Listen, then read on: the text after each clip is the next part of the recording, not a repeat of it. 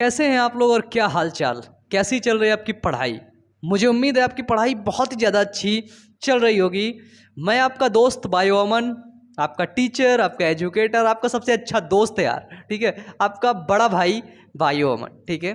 आज हम लोग पढ़ेंगे नर युग्मकोद्भिद का विकास, फ्लावर के अंदर मेल गैमेटोफाइट का विकास। पीछे क्या लिखा है कुछ भी देखने की जरूरत नहीं है, ऊपर से चलेंगे नीचे तक। जैसे ऊपर से नीचे तक सीढ़ी देखने में बहुत भारी लगता है, लेकिन जब उतरने लगते हैं तो बिल्कुल सिंपल लग जाता है। तो बिल्कुल सिंपल तरीके से समझाऊंगा, पूरा का पूरा समझ आने वाला है। तो कुछ नहीं करना है, बहुत आसान है यार, बिल्कुल ये बिल्कुल लालीपॉप है। क्या है सर? बिल्कुल लालीपॉप है। चलो देखते हैं।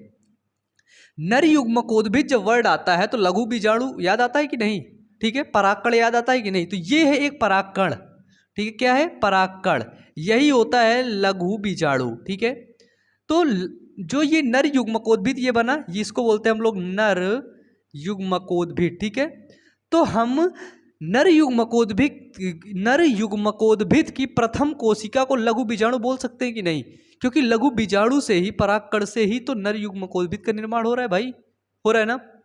अब देखो, ये जो नर युग्मकोद्भिद है, जो परागकण है, वो कहाँ बनता है? फिलामेंट, फिर एंथर, ठीक है।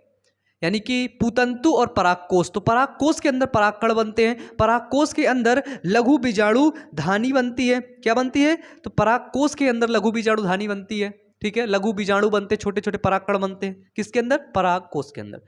तो पहला जो नर युग्मक का विकास होता है, नर युग्मकोद्भिद का विकास होता है, वो होता है परागकोश के अंदर।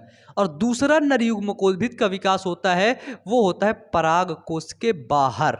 कहाँ पर? तो वो होता है वर्तिकाग्र पर। तो नर युग्मकोद्भिद का विकास दो जगह पर होता है, एक परागकोश के अंदर, ठीक है, और एक वर्तिकाग्र पर, ठीक है। तो ये याद रखना, कितने जगह पर? दो जगह पर, ठीक है। नर युग्मकोद्भिद की प्रथम कोशिका क्या होती है? तो वो होती है परागकोश, वो होती है लघु बीजाणु, ठीक है। क्योंकि लघु बीजाणु से ही नर युग्मकोद्भिद का निर्माण होता है, ठीक है। चलते देखते हैं कि भैया परागकोश के अंदर क्या क्या होता है। तो ये है हमारा परागकण, ठीक है। क्या होता है? परागकण।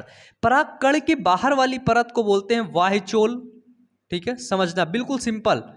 अभी यहां नहीं बताऊंगा मैं, यहां, ठीक है, ये बाहर वाली परत लगी हुई है, यहां समझ लो बस।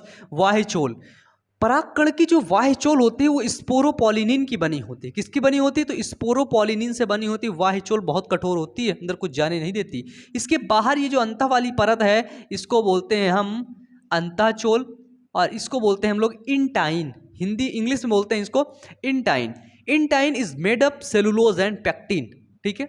इंटाइन जो होती है वो किसकी बनी होती है? तो वो सेलुलोज की बनी होती है और पेक्टिन से मिलकर के बनी होती है। कौन? इंटाइन। एक्जाइन किसकी? स्पोरोपॉलिनिन की। सबसे ज्यादा कठोर पदार्थ होता है पौधों का स्पोरोपॉलिनिन। पहला क्वेश्चन मिल गया यहां से, ठीक है। तो देखो, ये परागकोश है, ये परागण पूर्व परिवर्धन, परागण से पहले, ठीक है। जैसे लड़की की शादी नहीं हुई है, शादी से पहले उसके अंदर क्या क्या चेंजेस हो रहे हैं, ठीक है। तो अभी शादी नहीं हुई है इस परागकण की, ठीक है। अभी शादी होगी तो देखेंगे क्या होगा। अभी शादी नहीं हुई है तो ये एक परागकण है, बिल्कुल छोटा सा परागकण है, कुछ नहीं है। इस परागकण के अंदर है क्या क्या, तो ये देख लो। तो इस परागकण के अंदर अपन को देखने को मिलता है एक केंद्रक है। क्या है सर? ये देखो, एक केंद्रक है, ठीक है। जिसके अंदर कोशिका द्रव्य पाया जाता है, ठीक है, साइटोप्लाज्म पाया जाता है, ठीक है। और इसके अंदर रिक्तिका पाई जा रही है, वैक्यूल पाई जा रही है, ये देखो, ठीक है।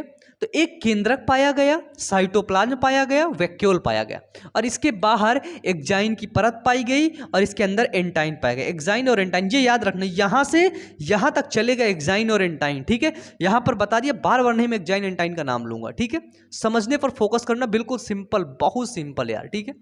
क्या होता है देखो भाई, केंद्रक मतलब समझते हैं, एक भाई था, एक भाई, दो, एक माँ बाप थे, एक माँ बाप, हाँ, एक माँ और एक बाप, ठीक है। उनसे एक बच्चा पैदा हुआ, एक भाई, एक केंद्रक हुआ, ठीक है। ये कोशिका थोड़ा सा आगे बढ़ी तो इसकी रिक्तिकाएं जुड़ के एक हो गई, ठीक है। जब रिक्तिकाएं जुड़कर एक हुई तो बचवा एक था, केंद्रक एक था भी, ठीक है। बच्चा भी एक ही पैदा था, ठीक है। लेकिन इन माँ बाप ने सोचा कि भाई जनन करते हैं, एक बच्चा और पैदा कर लेते हैं, ठीक है। माँ बाप ने सोचा दो बच्चे पैदा करने के लिए। तो इधर क्या हुआ कि ये कोशिका को लगा कि यार एक केंद्रक और चाहिए, तो इसके अंदर समसूत्री विभाजन फर्स्ट होने लगता है। समझदा गौर से, कौन सा विभाजन सर? तो समसूत्री विभाजन फर्स्ट होने लगता है, और उधर वो लोग अपना बच्चा पैदा करने में लगे रहते हैं, ठीक है। समसूत्री विभाजन फर्स्ट होता है, उसमें केंद्रक का विभाजन होता है। किसका विभाजन होता है? सिर्फ केंद्रक का विभाजन होता है। तो अभी एक भाई था, वो बच्चा पैदा, वो दूसरा भाई हो गया, एक हो गया गोलू, एक हो गया मोलू। कौन सा? एक गोलू एक मोलू। तो इधर क्या हुआ? समसूत्री विभाजन हुआ, किसके साथ? केंद्रक के साथ। केंद्रक दो भागों में बटा, एक केंद्रक कौन सा? गोलू, दूसरा केंद्रक मोलू। इनका इधर क्या नाम है? पहले केंद्रक को बोलते हैं कायिक केंद्रक, ठीक है। दूसरा जो केंद्रक बनता है उसको बोलते हैं सर जनन केंद्रक। बिल्कुल सिंपल। समसूत्री विभाजन हुआ, केंद्रक दो भागों में बंटा, एक कायिक कोशिक केंद्रक, एक जनन केंद्रक, ठीक है। अब जब गोलू मोलू हो गए हैं, तो गोलू मोलू बड़े हुए, इन दोनों की शादी हुई, तो बोले यार भाई अब एक में रहने का मन नहीं है, बीबियां आपस में लड़ाई कर रही हैं दोनों की, बोले घर बांट दे तू, ठीक है, घर बांट दे। तो देखो केंद्रक का जब विभाजन होता है, ठीक है, केंद्रक का जब विभाजन होता है तो उसको बोलते हैं कैरियोकाइनेसिस, उस क्रिया को, ठीक है। और जब केंद्रक के अंदर पाया जाने वाला कोशिका द्रव्य का विभाजन होता है तो उसको बोलते हैं साइटोकाइनेसिस। क्या बोलते हैं सर? साइटोकाइनेसिस। तो अब यहां पर क्या हुआ? कोशिका द्रव्य का विभाजन हुआ, और इस कोशिका द्रव्य के विभाजन को बोलते हैं साइटोकाइनेसिस, ठीक है। तो जब कोशिका द्रव्य का विभाजन होगा तो दो कोशिकाएं बन गई, ठीक है। पहली कोशिका, ये पहला घर गोलू का बन गया और दूसरा घर मोलू का बन गया, ठीक है, क्योंकि दोनों ने घर अलग अलग कर लिया। अब एक अपने माँ को रखेगा तो एक बाप को रखेगा, फिर एक ऐसे करके रखते हैं ना, देखते हो ना यहाँ पे आसपास आपने देखे होंगे कि माँ बाप पाल पोस के बड़े तो कर देते हैं, गोलू मोलू को शादी भी कर देते हैं, लेकिन बाद में जब उनकी बीवी आ जाती है ना तो बीवी से इतना प्यार करते हैं, बस बीवी न बीवी सत्य रहती है ना, माँ बाप को पीछे छोड़ देते हैं। तो यार आप लोग नहीं करना, नहीं तो एक एक को चुन चुन कर मारूंगा मैं, मुझे याद रहेगा कौन कौन मेरा वीडियो देख रहा है, ठीक है, सब याद रहेगा, भूलना मत, एक तमाचा मारूंगा, ठीक है। तो देखो मजाक कर रहा हूँ, मजाक नहीं, मैं सच कह रहा हूँ, मारूंगा, ठीक है, मजाक मतलब अभी टॉपिक पे आओ, ठीक है, मारेंगे वो बात होगी, मैं भी मारूंगा, तुम भी मेरे को मार दोगे, ठीक है। देखो दो कोशिकाएं बनी, एक घर गोलू का, दूसरा घर मोलू का। तो गोलू वाले घर को हमने बोला बन गई कायिक कोशिका, ठीक है, तो बोला भाई गोलू का घर बन गया, तो गोलू घर के नाम बोल दिया भैया ये कायिक कोशिका बन गई। क्या बन गई? कायिक कोशिका। दूसरा वाला मोलू बेचारा छोटका था, ठीक है, तो उसका छोटका घर बना, उसको बोल दिया जनन कोशिका। तो देखे भैया अबे यार कायिक कोशिका के पास ज्यादा पैसा है, गोलू के पास तो ज्यादा पैसा है ना, बड़ा है भाई, बड़ा था, इंजीनियर था, खूब पैसा था। जो गोलू मोलू था वो छोटका था, जनन कोशिका इसके पास कुछ था ही नहीं, लेकिन मेन गेम यही सजा देता है, जनन कोशिका यही काम करती है आगे जा करके, ठीक है।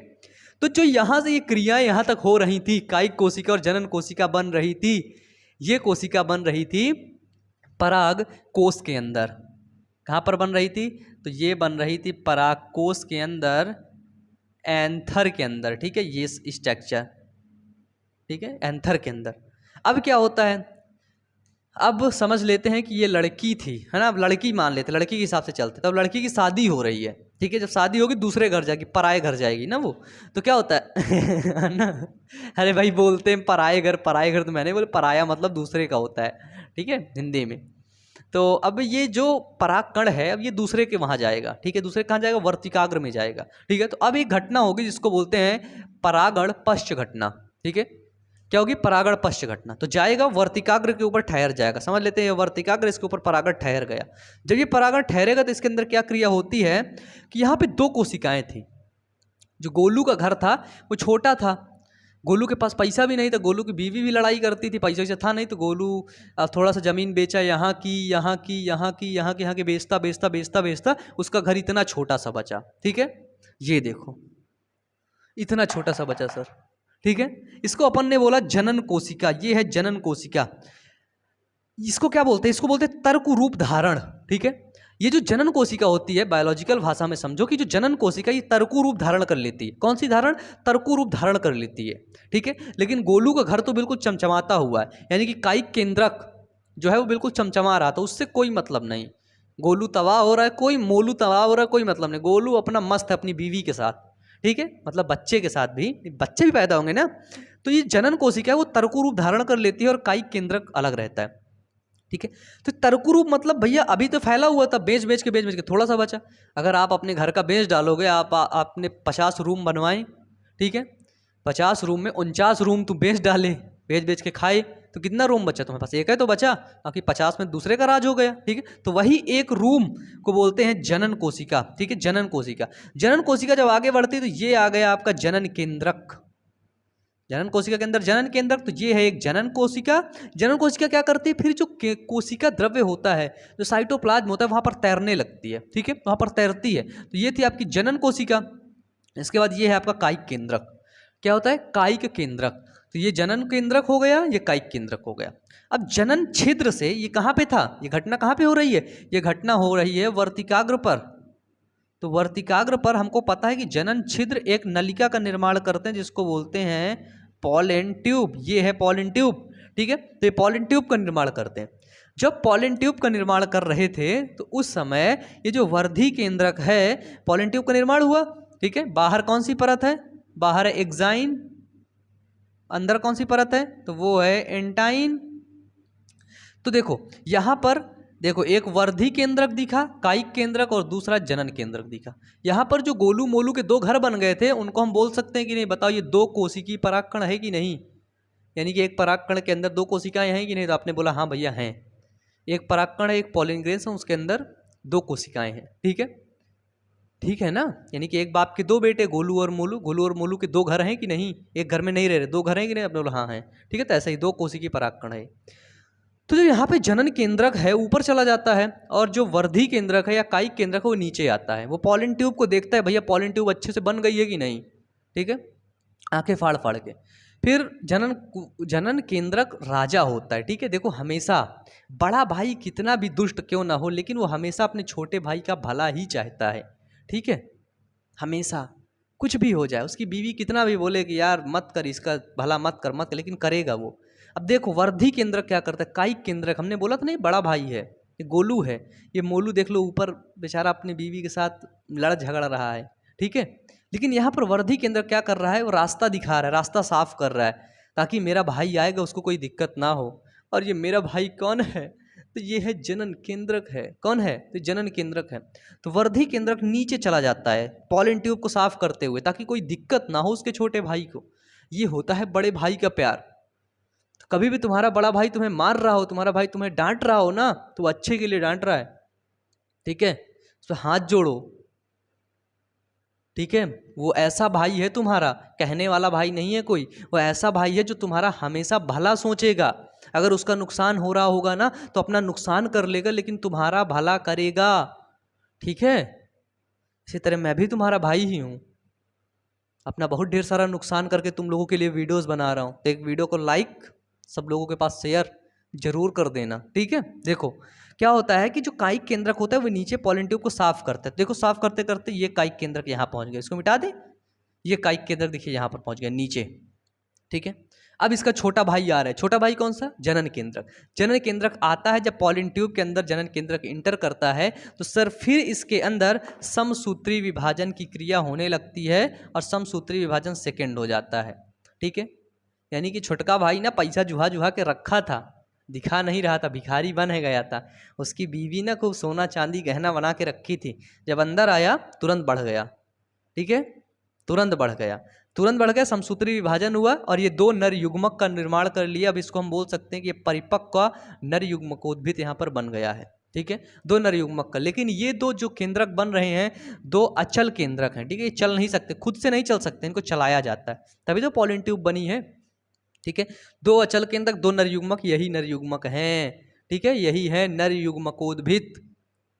कौन? जनन केंद्रक। एक जनन केंद्रक जो वहां पे था ना, वही जनन केंद्रक आगे चल जा करके नर युग्मकोद्भिद का निर्माण कर लेता है। ये जो जनन कोशिका थी ये जनन केंद्रक है, ये कायिक कोशिका है, ये कायिक केंद्रक है।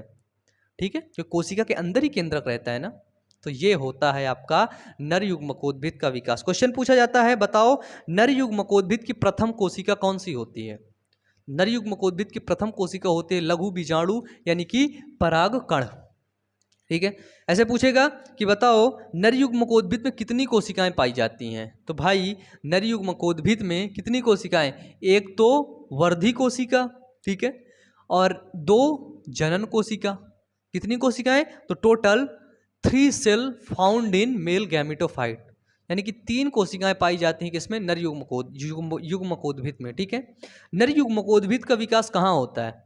तो जो नर युग्मकोद्भिद लघु बीजाणु का विकास होता है वो दो जगह होता है, एक होता है परागकोश पर और दूसरा होता है आपका वर्तिकाग्र पर। ठीक है, क्वेश्चन ऐसे पूछा जा सकता है कि पराग कण के विकास से क्या बनता है, यानी कि जो पराग कण है या लघु बीजाणु है, इसका विकास होगा, इसका डेवलपमेंट होगा तो क्या बनेगा, तो पराग कण के विकास से जाहिर सी बात है बनेगा मेल गैमेटोफाइट, जिसको बोलते हैं नर युग्मकोद्भिद। ठीक है, पराग कण के विकास से क्या बनता है, तो सर बनता है मेल गैमेटोफाइट, नर युग्मकोद्भिद बनता है। ठीक है, तो ये था आपका नर युग्मकोद्भिद का विकास। आप लोग इसको अच्छे से देख सकते हैं, इसको अपने कॉपी में भी बना सकते हैं। ठीक है, तो मुझे उम्मीद है ये सारा टॉपिक आपको समझ में आया होगा। इसी तरह के और वीडियोस देखने के लिए क्लास 12th बायोलॉजी की हमारी प्लेलिस्ट है, वहाँ पर जा करके और वीडियोस आप अच्छे तरीके से देख सकते हो, पूरा कॉन्सेप्ट क्लियर करवा दूंगा। ठीक है, ऐसे ही नहीं नाम बायो अमन पढ़ा है, ठीक है, बायोलॉजी को दिमाग में घुसाने वाला हूँ मैं।